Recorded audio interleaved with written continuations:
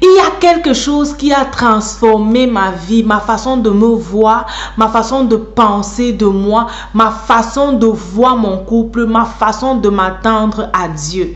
Dans la vidéo d'aujourd'hui, je veux partager ce secret avec toi.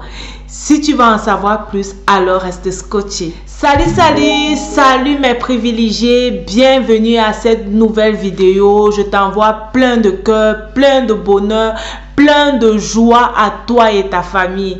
Nous sommes dans une nouvelle année et généralement dans la nouvelle année, nous prenons beaucoup de résolutions. Je souhaite que les résolutions que tu as prises durant cette année puissent réellement s'accomplir et que tu puisses voir la main de Dieu de façon extraordinaire dans ta vie, dans tes finances, dans ton couple et dans ta relation avec Dieu.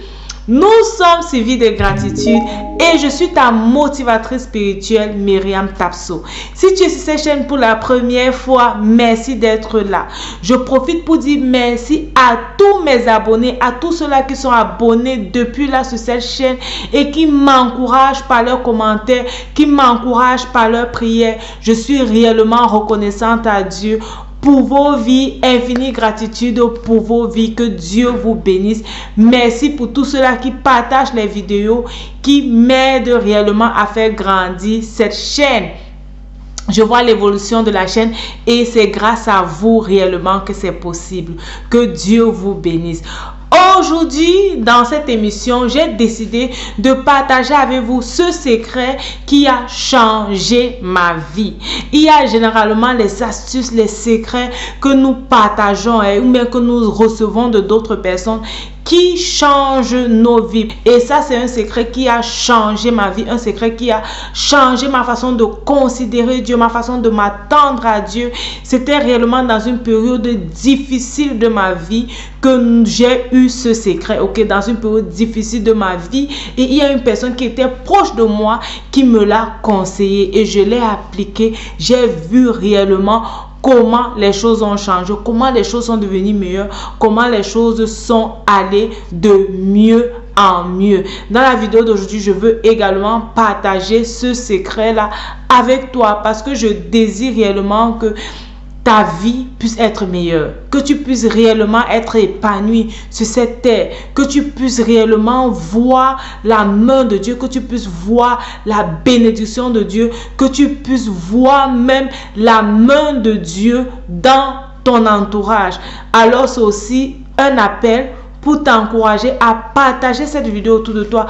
Partager cette vidéo à ceux-là que tu veux voir changer, à ceux-là réellement qui sont tristes, qui passent leur vie dans la tristesse ou qui traversent les moments difficiles. Parce que ça, c'est quelque chose réellement pour les temps difficiles. Il s'agit d'un psaume. Ok, il s'agit d'un psaume, un psaume puissant, un psaume de David.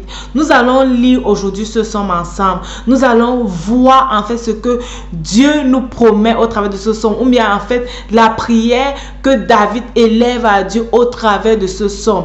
Et nous savons que David était l'homme selon le cœur de Dieu. Est-ce que tu te rappelles? Dieu a dit de David qu'il est l'homme selon son cœur. Et si Dieu dit de David qu'il est l'homme selon son cœur, c'est parce que David a compris des choses que nous ne comprenons pas ou bien que beaucoup d'autres personnes ne comprenaient pas. Et il avait une facilité à s'adresser à Dieu, une facilité même à faire connaître à Dieu ses besoins, une facilité à exprimer ses difficultés à Dieu, une facilité à montrer à Dieu en fait qui s'attend uniquement à lui. Et ça, c'est réellement un secret, comme je t'ai dit, qui m'avait été communiqué dans une période difficile de ma vie, ce psaume. Et la personne qui me recommandait ce psaume m'a dit, récite ce psaume chaque jour.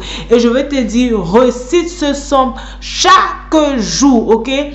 Ou alors chaque fois que tu seras dans une période difficile, que ce soit un cas de maladie, que ce soit une difficulté dans ton entreprise, que ce soit tes ennemis, des gens qui se lèvent contre toi et qui veulent te faire du mal. Pendant toute cette période-là, récite ce psaume chaque jour, lis-le, déclare-le et tu vas voir comme moi, j'avais vu la main de Dieu se réaliser dans ta vie. Il s'agit du psaume 20, 23. Waouh! Le psaume 23. C'est juste quelques versets, c'est 6 versets. Ce psaume, c'est 6 versets et c'est quelque chose que tu peux réellement le réciter par cœur. Moi, je l'avais appris par cœur. À force de le lire chaque soir, moi, je le lisais le soir avant d'aller au lit. À force de le lire chaque soir, j'ai fini par réciter ce psaume. Tu peux décider de le lire chaque matin avant de sortir ou bien au lever. Chaque matin, tu le lis ou alors tu le lis chaque soir avant d'aller au lit pour que ton cerveau retienne ce que tu es en train de déclarer. Je lis pour nous. L'Éternel est mon berger, je ne manquerai de rien. Il me fait reposer dans de verts pâturages. Il me dirige près des eaux paisibles. Il restaure mon âme. Il me conduit dans les sentiers de la justice à cause de son nom. Quand je marche dans la vallée de l'ombre de la mort, je ne crains aucun mal, car tu es avec moi. Ta houlette et ton bâton me rassurent. Tu dresses devant moi une table en face de mes adversaires. Tu oins d'huile ma tête et ma coupe déborde.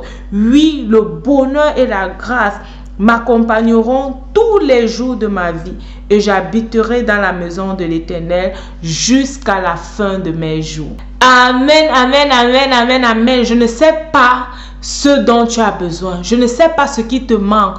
Je ne sais pas quel est ce problème qui t'inquiète en ce moment.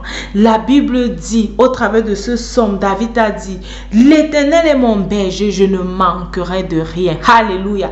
L'Éternel est mon berger, je ne manquerai de rien.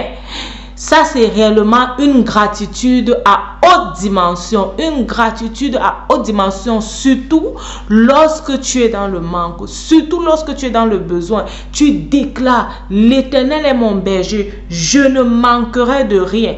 Pour dire en fait à ce manque, à ce problème que tu es petit au-devant de l'Éternel. Tu es petit parce que je suis en l'Éternel. Il est mon berger, je ne manquerai de rien.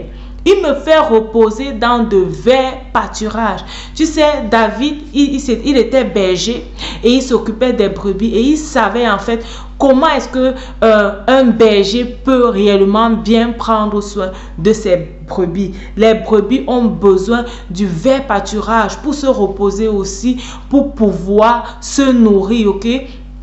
Et c'est comme ça qu'il devait amener les brebis dans ces endroits-là. Il dit que l'Éternel t'amène là-bas. Il te fait reposer vers des verts pâturages. Il te fait reposer dans un endroit calme. Lorsque le mal se dresse devant de toi, lorsque la difficulté se dresse devant de toi, l'Éternel te fait reposer vers des verts pâturages, ok? Il te dirige près des eaux paisibles pour que tu puisses boire à satiété, pour que tu puisses boire sans trouble et sans inquiétude. Et il restaure ton âme. Quand tu as les problèmes d'âme, une âme brisée, à cause de quoi? À cause peut-être d'une rupture de relation, à cause d'une mort, d'une séparation, d'un être qu'on aime. On a une âme brisée et l'Éternel restaure ton âme. Waouh! Je pense que je vais faire une vidéo une autre fois. Si tu veux avoir cette vidéo, dis-moi en commentaire. Je vais te faire la vidéo pour t'expliquer en fait comment j'ai été restaurée, comment mon âme a été restaurée après le décès de mon papa. Si tu veux avoir cette vidéo, dis-moi en commentaire, est-ce que c'est une vidéo qui t'intéresse? Comment une âme, un témoignage de comment mon âme a été restaurée, comment Dieu a restauré mon âme. Dis-moi en commentaire. Mais l'Éternel restaure ton âme de toutes les difficultés, de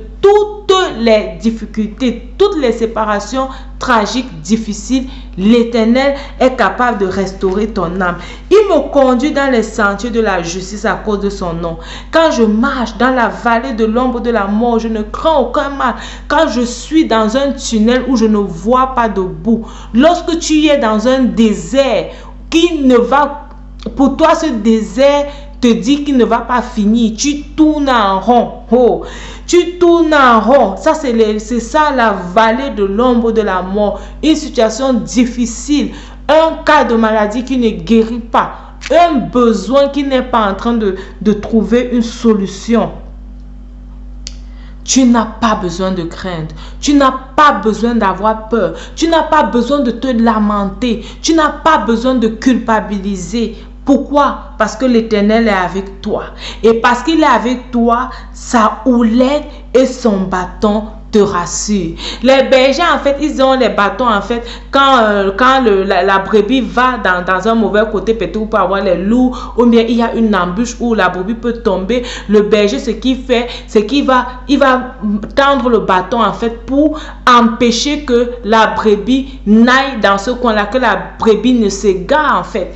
Et c'est ça, l'Éternel va venir placer au-devant de toi des garde-fous à côté de toi, pour t'empêcher de tomber et d'aller dans la fosse, d'aller dans la vallée de la mort. Pour t'empêcher, il va venir justement te protéger. Et qu'est-ce qu'il va faire en face de tes ennemis? Si quelqu'un se lève contre toi, n'aie plus peur, ok?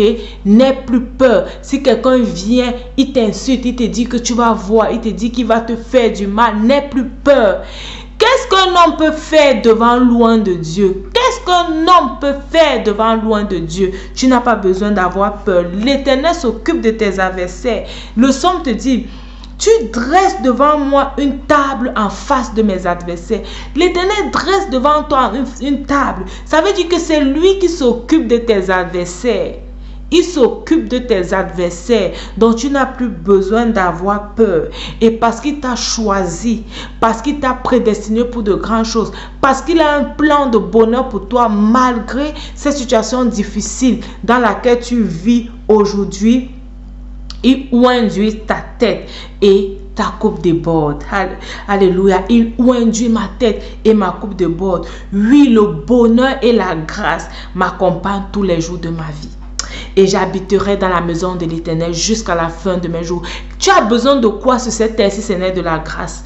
Tu as besoin de quoi sur cette terre si ce n'est de la grâce de Dieu, si ce n'est de la faveur de Dieu dans ce que tu fais, dans ce que tu entreprends? Tu as besoin de quoi d'autre? Il faut prier même chaque matin que la grâce de Dieu soit ton partage, que la grâce de Dieu t'accompagne. Ok, donc ça c'est réellement ce secret que je voulais partager avec toi parce que ça a transformé ma vie. Je te dis, c'était dans une période réellement difficile. Je pleurais presque chaque jour parce que ça n'allait pas. Et une personne qui m'aime et qui me connaît bien m'a conseillé ce psaume. Récite ce psaume, médite ce psaume.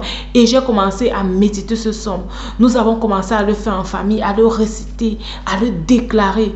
Et la main de Dieu nous a amenés de gloire en gloire. Et c'est également ton partage. Si tu as un problème, si tu as une difficulté, un ennemi qui se dresse au-devant de toi, récite ce psaume, le psaume 23, récite-le. N'aie pas peur, récite-le par cœur, déclare-le. Si ça va même durer pour que tu l'apprennes par cœur, chaque jour, prends ta Bible, lis et tu vas voir comment Dieu qui est fidèle va t'accompagner. Tu es son enfant, il t'aime et il a des plans de bonheur pour toi, pour te donner la joie, la paix, pour te permettre d'être épanoui dans ce pays qu'il t'a donné, ok, sur cette terre où il a permis que tu viennes. Rappelle-toi, ta vie c'est un don de Dieu et la façon dont tu la vis, c'est un don que tu fais à Dieu.